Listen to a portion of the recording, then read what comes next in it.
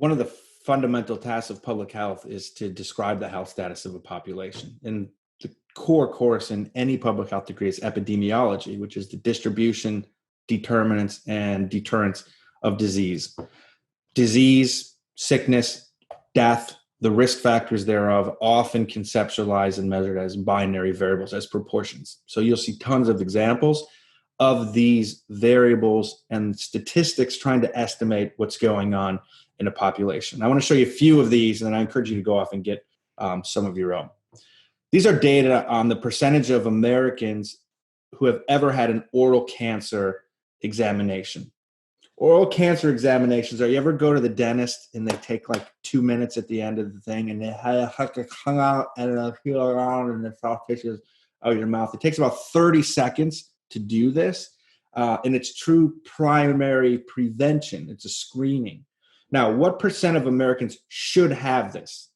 It should be 100%. But what percent of Americans actually have this? These are some older data. I encourage you to see if this has increased since these were published. But take a look at the total number of Americans who have ever had an oral cancer examination. Here's a sample. And from the sample, there's a proportion, an estimate of 30%. Yeah, but Tybor, that's just a sample. It doesn't mean anything. The population truth could be anywhere above or below that. That's true. And that's why we put a confidence interval around it. So these little bars represent the confidence interval. And it says, I acknowledge, I took a sample. Here's my statistic. The truth is somewhere between these two numbers. Look how narrow that confidence interval is. The truth might be 29. The truth might be 31.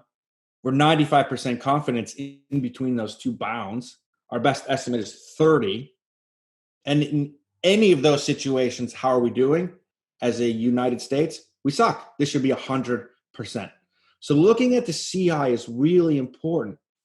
This is a weird sentence, but it can tell you the range of truths that your data are consistent with.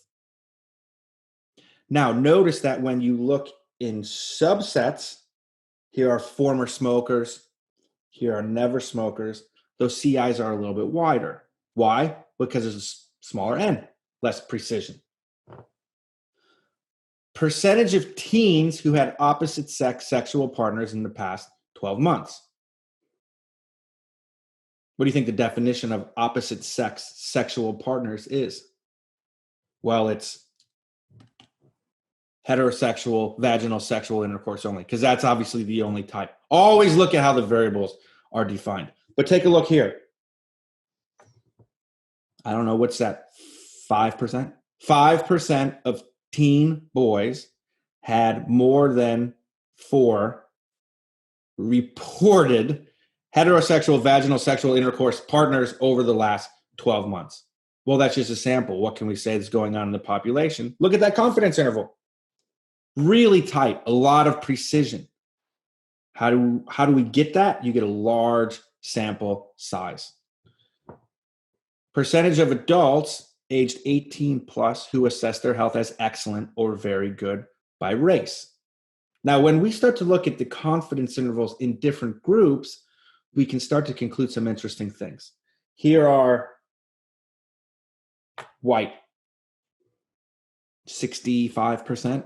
Again, with the confidence interval, the truth is somewhere between, 64 and 66%.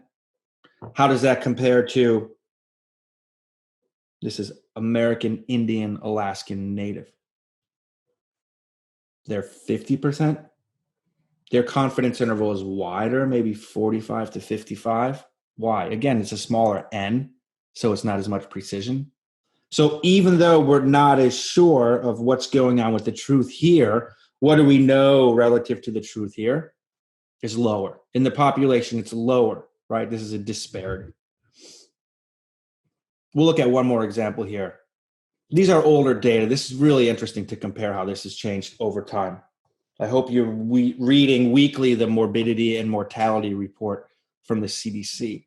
These are data on middle and high school students in tobacco use. And you see it says any tobacco, cigarettes, and then cigars. Check and see what information we collect now. And we see here that 8% of females In 2006, we're using any tobacco. And there's our confidence interval around it. It's 8% plus or minus a couple percentage points. Just like you see in polling for an election, plus or minus a couple percentage points. Because you can never get it perfect unless you do a census. You never have 100% certainty of where the truth is. And again, we'll look in this subset here. Look down here.